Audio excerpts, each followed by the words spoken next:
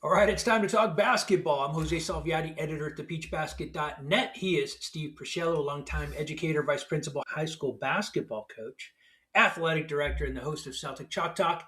Celtic Chalk Talk is a pod dedicated to the latest news and opinions surrounding the Boston Celtics, who we're going to talk about today from a lifelong fan, Steve. That pod will drop new episodes every Monday, but this is the Shot Clock Pod, the best 24 minutes of NBA random thoughts online anywhere. This podcast was born out of the content in Steve's 13 Rules Random NBA Thoughts articles, which he publishes weekly. Steve and I have exactly 24 minutes to discuss what's on his mind around the NBA. Today we'll discuss a wild week in the NBA that he wrote about in his latest 13 Rules Random NBA Thoughts article, again, where he shares his random thoughts after, again, a wild week 21 of the 2025-26 NBA season. I got to ask because it's written down, but I know the answer, Steve. Are you ready? Yes, sir. Let's do it. As always, if you got this far, please subscribe, comment. All of that stuff means the world to us, and we're grateful for it all. The clock is going. All right, let's do it. Let's start right off the bat with the hottest topic in the wildest week in the NBA we've seen in a while. It happened March 10th. Bam started off on fire with a lot of people out, right? He had to carry the offensive load. I think he had 36 points after the first quarter. And I got an alert and I was shocked, but other people have had big quarters. You didn't expect him to score 120 points, but he kept going. Now, there's a lot of chatter, right, in the basketball universe about that game. You wrote you had no problem with Spo keeping him in, but you did have a problem. You tell us. What problem did you have with that 83 point Well, outburst? pretty simple. Play basketball. The last couple of minutes of that was a farce. And you root for anybody to break records and score a lot of points and all that good stuff. But you want it in the concept of the game. The one thing I'll say, over the years, the other people who broke the record the last couple of minutes turned into the same thing. Get them the Yeah, ball and let them get fouled and whatever it is, and let them and get them to score. So you right. can't knock that, but I just think you want to see a guy score 83 within the context of a game, or 60 or whatever it is they score within that game. It is a surprise to see Bam be the guy to do it because he's not known to score baskets. Now, I'm Yeah. on the East Coast. You're out in L.A. What's the feeling out there? It's wild, right? Because who did Bam surpass with 83? Kobe Bryant, right? With 81. And a lot of people here took it very personal. There's just no other way of putting it. They took it very personal, and they feel like, yeah, Kobe's came within the flow of the game. He was playing the Raptors. They were down the whole time. He had to score. And they don't feel, really, it's the same thing you're saying. They feel like what Bam did, certainly the last, some are saying 4 minutes. I watched the last quarter. It was closer to the last two. Things got a little weird, undeniably, right? And so people here are upset. They're saying there's an asterisk on it. It doesn't matter. It doesn't count. But 83 is 83, man. I got no problem with it. But that's what they're saying out here. It first of all, look, Kobe was a great player and all that nice stuff, but who cares? This guy had a chance to beat his record. What do we have to all stop for him? And I think that's a little silly. Yeah. Great player, and nobody's going to think less of Kobe after this. So I think it's really silly to claim ownership of Kobe, I guess, as the LA people are doing. Let's dive into this a little bit because, again, this is the hottest topic Yeah. and it blows my mind. I've got a couple of questions for you. You've been watching the game a while, certainly longer than me. And I get your point, right? You want to see kind of the game come to you as opposed to you forcing something onto the game. And when you look at Bam and what he did, you could make an argument he shouldn't have played the fourth, right? You can make that argument. If this is just a normal game, Kobe had 65 at the end of three against the Dallas Mavericks, and Phil Jackson pulled in, right? And then a couple months later, he dropped 81. So you could make that argument. But here's the counter, and I want your thoughts.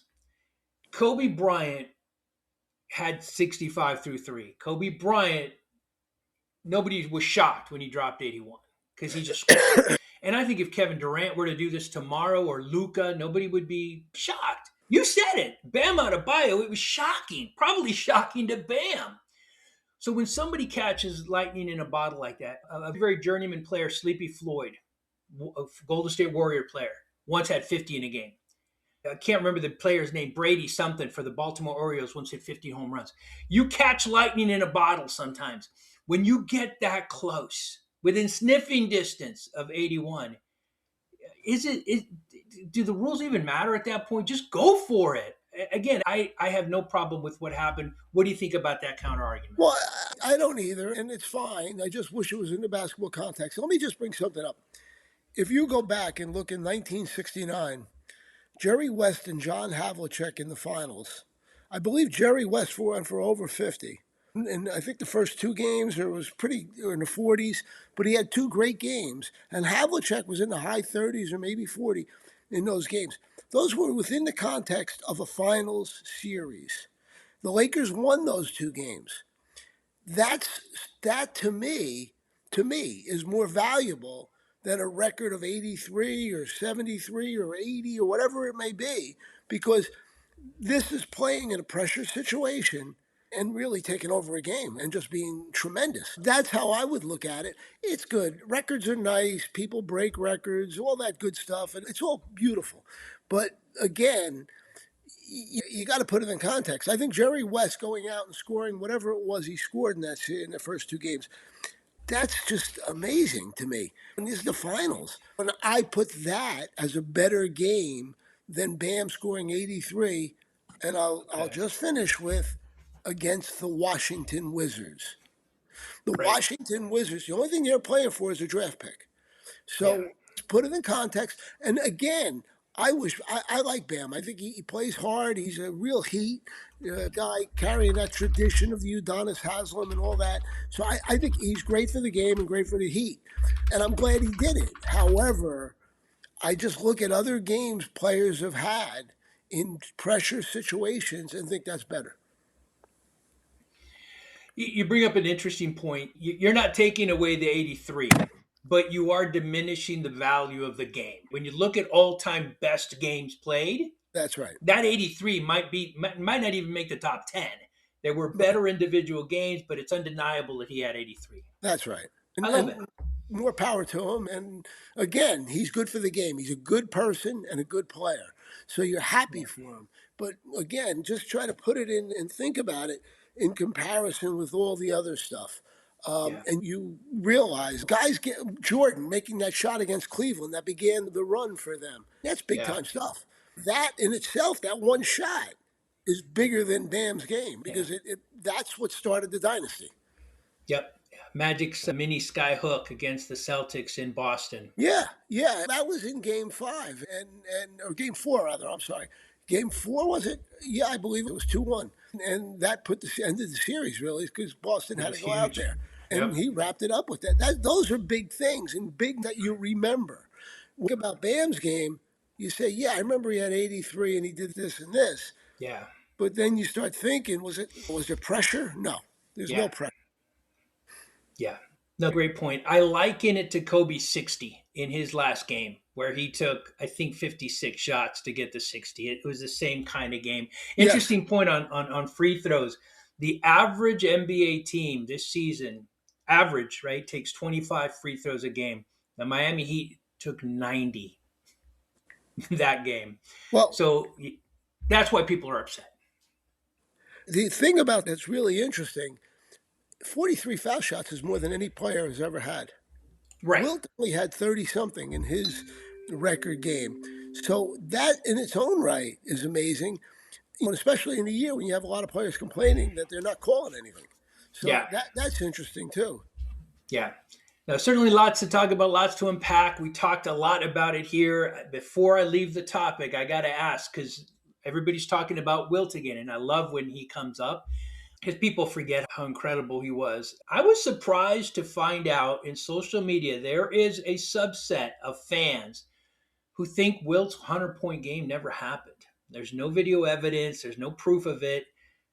You're closer to it than I am, than a lot of us are. Did it happen? Did it not happen? I remember vaguely, I was 8 years old, I guess, when it happened. And I do remember like a big thing in the paper. I lived in the New York area, and the Knicks at that It point, they was were in New York, terrible. wasn't it? No, it was in Hershey, Pennsylvania.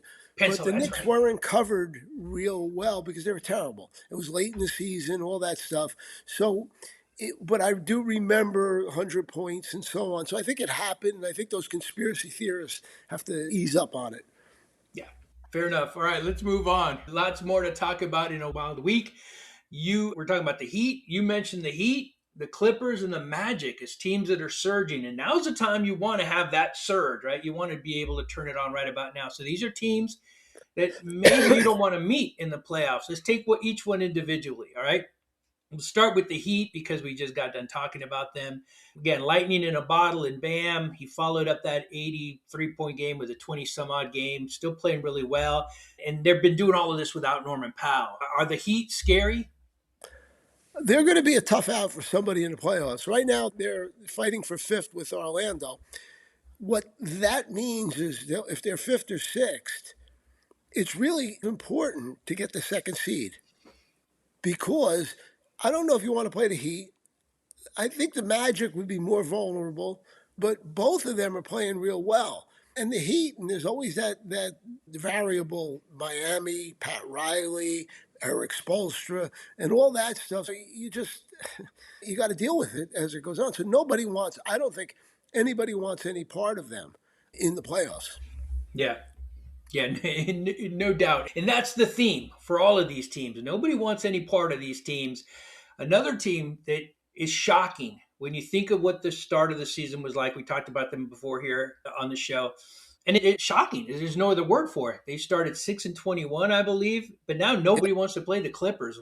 And the Clippers Well, blew it up. They tried to blow it up. They got rid of arguably their second, no, not arguably, there's no argument, their second best player in James Harden, and they've gotten better. What's going on? first of all, Kawhi Leonard is healthy, and Kawhi Leonard is great. He's one of the all-time greats, and because of all the injuries, you don't realize it. He's averaging over 28 this year, and the other night he had a big game against Minnesota, and they beat Minnesota, a team ahead of them. The other guy that's really surprising is Bennedict Mathurin. Now, he will be a restricted free agent, and he's making a good push to make some money. He's averaging about 18, and he's talking, if you're reading anything, he's talking about his defense. He wants to get better defensively, saying all the right things for the money. And I'm sure the Clippers are going to probably open up and give him something because they like to keep him with Leonard. And he's part of what they got for Zubats as well as the draft. Those guys are playing well. And then Tyronn Lue, you got to give him a lot of credit. He kept this thing together. That's the hardest thing a coach can do is keep it together Right. and keep and win. And after 6-21, a lot of guys are thinking, I'm going to get mine, and I don't really care what happens. But instead, those guys are going out and they're playing as a team, and he's making all the right moves at the right time. Brooke Lopez is playing half decently. He's Yeah. looking for a fountain of youth. When they traded Zubats, he became the guy. And Yeah. also, John Collins has been out, who's a pretty good player. It's a great story when you think about it. Yeah. And it really be something. I don't think anybody wants to play them in the playoffs. It really would be something if they pulled an upset in the first round. Funny you say that. I on social media yesterday, somebody posted there if the playoffs were to start today, right? And here's what I think. And this guy had the Clippers beating the Thunder and getting to the Western Conference Finals. So I had to comment because I listen. The Clippers are good. I don't know if they're that good, but it's possible, right? Yeah, it's possible. I think the Thunder are vulnerable. I thought this would be an easy march. I don't think so. I've watched a couple of their games in the last few weeks, and I'm just not. They've got talent. They defend really well, but and they've been hurt a lot. You want to think they will, and I would think it'd be a mismatch. They go so deep. They just keep Yeah, bringing guys at you. And what Shea is just a great player. So, in yeah. fact, let's talk about him. He set the record for over 20 points. A And record I didn't even know existed, to be well, honest. here's the irony. Here's the irony. Wilt had the record. I don't remember, I don't know what exactly happened when he didn't get it that game, but after not getting it and breaking the streak, he went 90 something more games scoring 20 You're points. kidding me. Wow. Wow. So when people start talking, and I'm an old timer, people start talking. Wilt, if you begin to look at the record books, you're just astounded. You're just Yeah. astounded. He was such a great player. Yeah. No, that's staggering. I did not know that. But yeah, congrats to SGA. Probably sewed up the MVP with that performance, with that record breaking performance. We talked about surging teams. We talked about the Heat. We talked about the Clippers. We dabbled in the Magic, but let's dive a little deeper into them because this is a team that was underperforming. We've talked about them before, but now they're surging. Again, do they have enough to really make some noise in the East? A week ago, I was criticizing them for Banchero and the coach Right? going at it. Do they? I don't. The whole team, and I've been saying it forever, is Jalen Suggs' availability. They're 20-8 when he's played this year. He's only played 28 games. Was that not even 50% of their games? So it tells you defensively they give up 10 less points per 100 possessions with him on the court. So it really comes down to him and if he's there. The problem is he's not healthy. He gets hurt easily, and he's had a lot of knee Yeah. problems and issues. So if he can play, it will be. And by the way, they're doing this without Franz Wagner, who's been out for forever. He tried to play when they went to Germany, and since then he hasn't played again. He was hurt before and now again, and they're still doing it without it. And I haven't done a deep dive, but I think the smart thing would be they need to sit with Banchero and really talk to him about his game. He's physical, he's strong, he can score, but when you're taking 18 footers, a couple feet back and you got a three, and those are not great percentage shots. And you know what he does, he could be much better. He's not had the year he should have. Yeah, it really speaks to the evolution of the game. I think of a player like Carl Malone, right? I'm not Yeah, comparing Suggs to Malone, but this is a guy who had a good mid-range shot, but he preferred to be down low, grabbing the rebounds, bumping you. That was a power forward that I grew up watching, right? But today, everybody wants to go beyond the line and shoot that three. The game. the game has changed in a way. Young kids growing up, no matter how big they are, they can shoot threes. True. They put themselves out there as a guard, and they learn how to handle the ball and all. Back when I was younger, much younger, the whole thing was you took anybody in high school, you took a guy over 6 foot. When I coached, if I had a guy that was 6'3", 6'4", oh my God, he's my big. And you Yeah. looked to post him and taught him how to post up. You rarely see somebody catch the ball in the post and score. In the last 2 days, last night I was watching some of Indiana play the Knicks. Zubats took the ball in the post and scored. And before, I just had the Atlanta Hawk game out with Milwaukee. And Jacques Landale, of all people, caught the ball in the post, came across the middle and like a little hook and made that. And I was like amazing that he would even be in the post on the block. So that's how far the game has changed. Yeah. A great opportunity to segue to the unicorn Well, in the let me NBA just right add now. something. Let me just Go add one ahead. thing. Please. I'm going to quiz you. Oh, Big. okay. How big was Willis Reed? 6'9". 6'8.5", they said. How big was Bill Russell? I think Bill Russell was 6'10". 6'9". Now, Really? what would with those guys? What would have happened to them in today's game? Willis Reed Yeah, had only a small 12 forward. foot. He could shoot 12 footers, but what would have Wes Unseld was 6'8"? What happened in today's game with those guys? Yeah, yeah. You know, Russell was not a good offensive player. You know, Right. we used to laugh and say he runs lefty. Everything he did was with the left. It was totally different Yeah. game back then. Yeah. No, undeniable. And again, the greatest example of how much the game has changed is now we have a 7'4" center who can 5. shoot threes, 7'5". I don't know, probably still growing. Who can shoot threes, who can defend, who's just passionate about the game, who plays the game differently. He just plays the game differently. He's getting bodied, and you see him in the sidelines just meditating.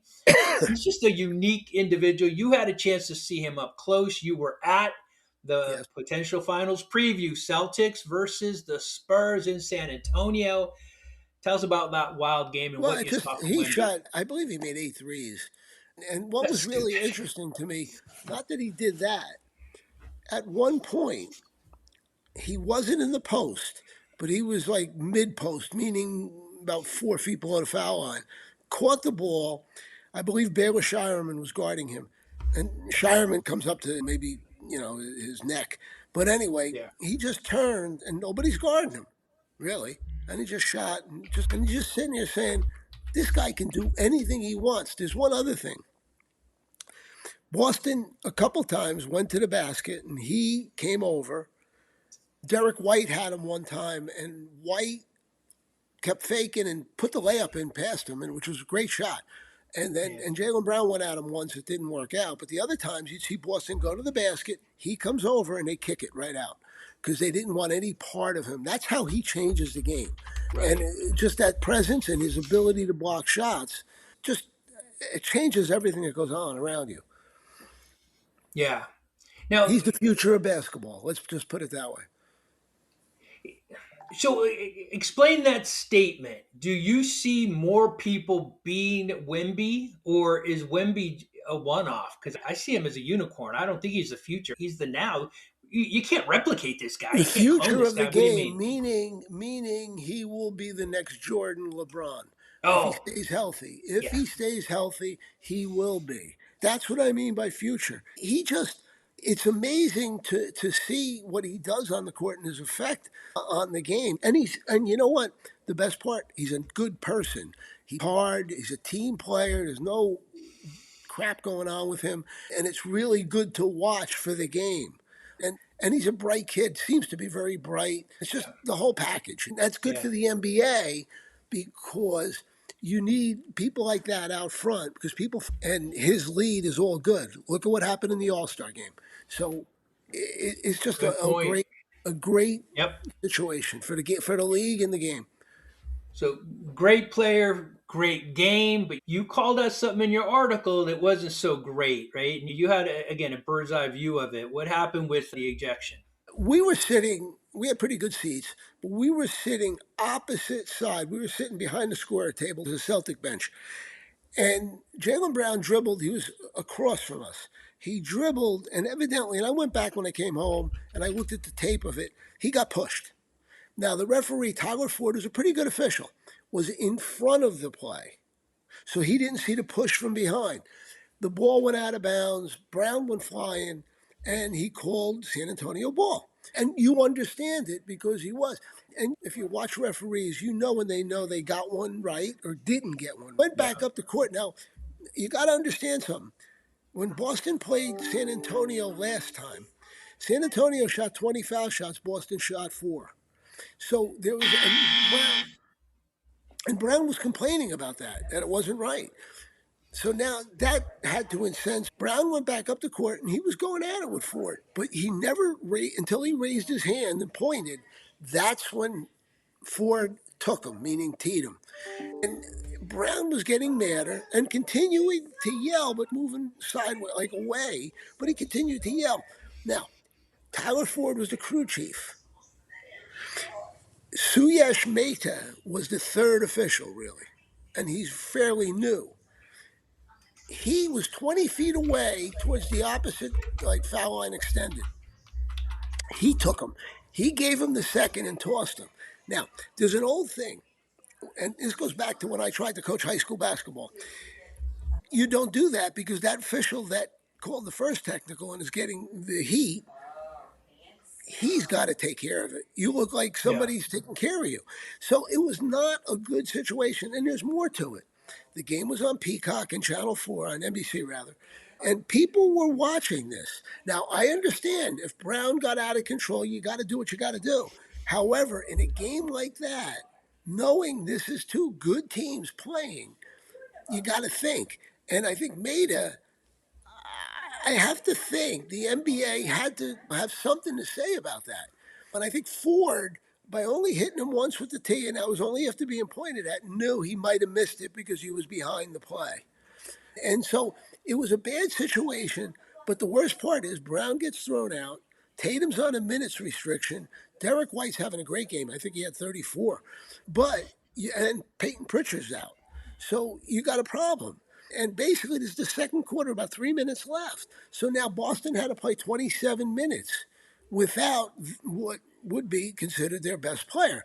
And that's the shame of it. Not if Brown said something, I couldn't hear that. But if he said something wrong, then it's right. However, that's a showcase game for the NBA. You don't want Yeah. that happening. Yeah, so you heard the buzzer go off, but I got to ask a leading question here, which you're circling, but you're not all the way there. Does the NBA have a referee problem? I think they've had a big turnover in the last couple of years. And some of the younger officials are still learning. If you look, there's an NBA ref assignments every day. You can look on the computer and see who's working the game. You'll see some of the newer refs will get sent down and work some G League games because they're trying to get them more experienced. I believe I think Ford worked over 1,000 games in the NBA and many playoff games.